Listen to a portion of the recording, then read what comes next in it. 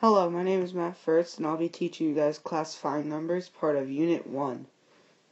Alright, let's get started. Alright, there are 5 different kinds of numbers. Starting with counting, those are the numbers starting from 1 and going up to like the numbers you start learning when you first start counting. Like 1, 2, 3, so on. Whole numbers are the counting numbers, including 0. The numbers you learn, like 1, 2, 3, including 0. So you go 0, 1, 2, 3, 4. And integers are whole numbers with their negative counterparts. So negative 2, negative 1, 0, 1, 2. Rational numbers can be negative or positive, 0, or fractions or decimals. Now, irrational numbers is any kind of decimal that is non-terminating. So, like pi, like 3.14159, that keeps on going. Or any kind of number sequence, like this decimal over here that I made up, 0.32458,901. So that's it for just classifying different numbers. See how there's no 0 in counting numbers? So that means since 0 is a whole number, that's why it's here. But 0 is not a counting number. So, if a number is in whole over here, then that means it is in every single category down, but not in the category above it. That's why 1 isn't a very good example, because it doesn't show how there's something below it. But notice how there's no 0 in rational, because 0 is not irrational. Because if a number is rational, it cannot be irrational. Alright, that is the end of my presentation. Hope you like it. Hi everybody, it's Nick Donlin if you can't tell by the voice, and right now we're going to be doing multi-step equations with one variable. I think a good place to start for this is the rules as to how to do it, so you know what you're doing when you do some examples. So first you want to distribute whatever is in parentheses, then combine like terms on the same side of the equal sign. Then if there are variables on both sides of the equation, get them to one side of the equal sign. Then, using the addition or subtraction property of equality, get rid of the constant. Finally, using the multiplication or division property of equality, solve for the coefficient. Alright, let's do a couple of examples. So, here you see that we have to distribute the 3 to the x and to the negative 4. So, let's show that the arrows. 3 times x equals 3x. 3 times negative 4 is negative 12 equals 39. Let's use the addition property of equality and add 12 to both sides, getting rid of 12 here, leaving us with 3x equals 27. Divide both sides by 3 using the division property of equality, and you should be left with x equals 9. Alright, let's do one more quick example. So here you only have a coefficient and a constant. So let's start by subtracting 10 for both sides of the equation to get rid of this constant. You should be left with x over 6 equals negative 5. Now, using the multiplication property of inequality, multiply both sides by 6. Your answer should be x equals negative 30. I hope that this will help you for studying your midterm, and I'm signing off. Thank you. This is Jay, and I'm about to teach you about literal equations. There is an equal sign. An expression is when there is no equal sign.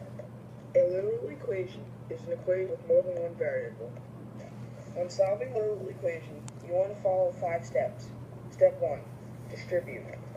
You would distribute the 4x and the 4 to the cube. Giving you 4x minus 4q equals x. It is now time for step 2. Step 2 is to combine the likes, but make sure they're on the same side of the equal sign as these two are, negative y and positive 2y. Now it's time for step 3. Step number 3, you must isolate the key variable on one side of the equal sign. Because there is no constant in this equation, no subtraction or addition is needed, just division. Because the key variable is q, you must isolate the q. To isolate the q, you must first divide each side by 5, which will then eliminate 5 from the 5q. Another way to reach step 3, when you have an equation with a constant, would be first, you have to add 10 to both sides, which would eliminate the negative 10 from the right side of the equal sign, because the positive 10 and the negative 10 cancel each other out. This is your new equation. You would then divide by 5 on each side to cancel out the 5. This would then be the equation you would use for your next step. Time for step 4. Step 4 is a factor, but only if the key variable is in unlike terms. As you could see in this equation, the key variables are not in like terms. To fix this problem, you must factor. Since you are solving for x, x is your factor. Before factoring, this will be your new equation. To solve for p, you must follow. To get rid of the n plus 2n inside the parentheses, you must do this and divide on both sides of the equal sign. And down here is your answer to step 4. And that is how you would solve a literal equation.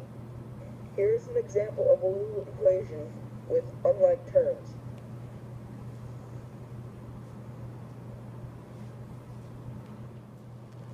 Hello, I'm Phoebe, and today I will be talking to you about these.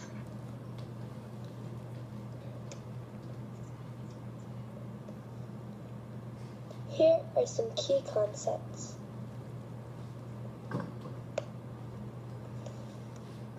Solving inequalities is just like solving equations. However, when you multiply or divide an inequality, make sure to flip the symbol. Make sure you only flip the symbol when multiplying or dividing by a negative number or variable. There are 4 different inequality symbols. The first one here is a greater than symbol, saying that one side of the inequality is greater than the next. The second one is a less than symbol, saying that one side of the inequality is less than the other. These next 2 are special because they have a line under them. This means that they can be greater than or equal to, or less than or equal to. Negative is graphing, which is basically like plugging your inequality onto a number line. If I had the example y is less than or equal to 5, first you make a line. Then you're going to put a few numbers to help you plot it.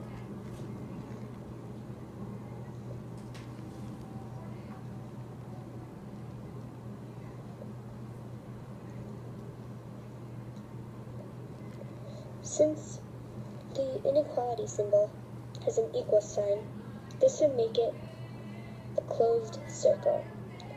A closed circle means that it can include a number.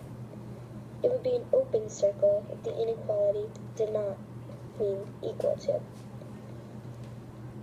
Since in this example, y can be equal to 5, again, it's a closed circle.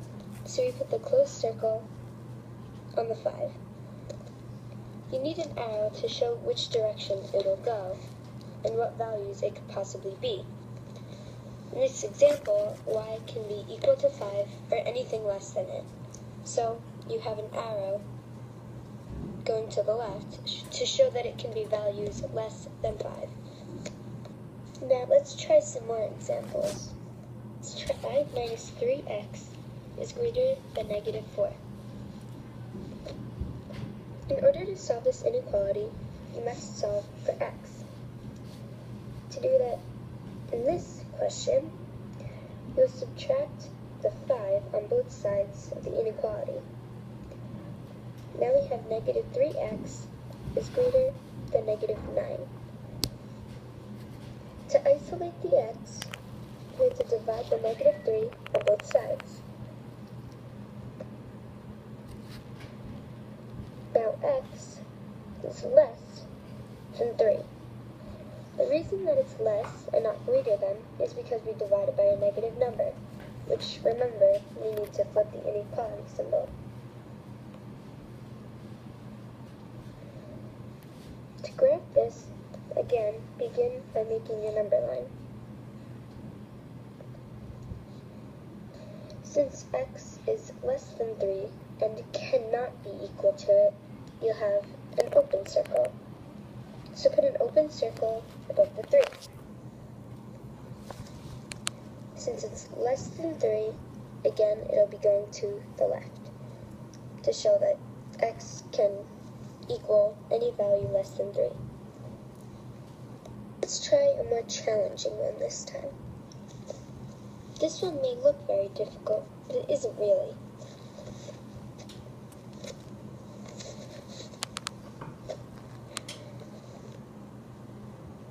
To solve this, again, you must isolate the x. That's basically your main goal. First, distribute the 2 to the x plus 2 in parentheses.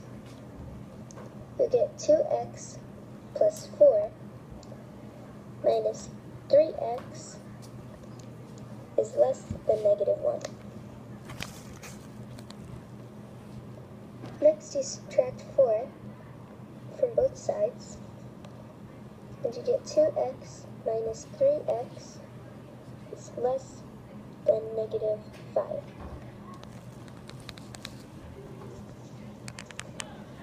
Now you combine like terms, which is the 2x minus the 3x. There you get negative 5x is less than negative 5. Now divide negative 5 on both sides, and you get x is greater than 1. Since x cannot be equal to 1 this time, it cannot be a closed circle. It's an open circle. So put an open circle at the 1, and this time it's going to go to the right, because x can be any value over 1. That is my lesson on inequalities. Thank you.